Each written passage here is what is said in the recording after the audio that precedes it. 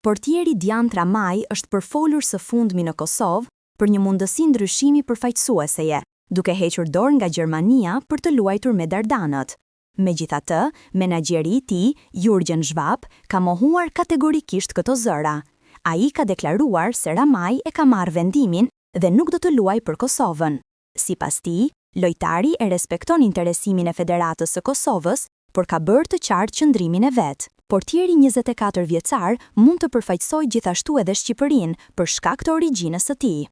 Aktualisht, ai është titullar në Bundesligë me skuadrën e Heidenheim, ku luan në formë huazimi nga Borussia Dortmund. Ramaj vlerësohet si një prej talenteve më premtues të Portës në futbollin gjerman.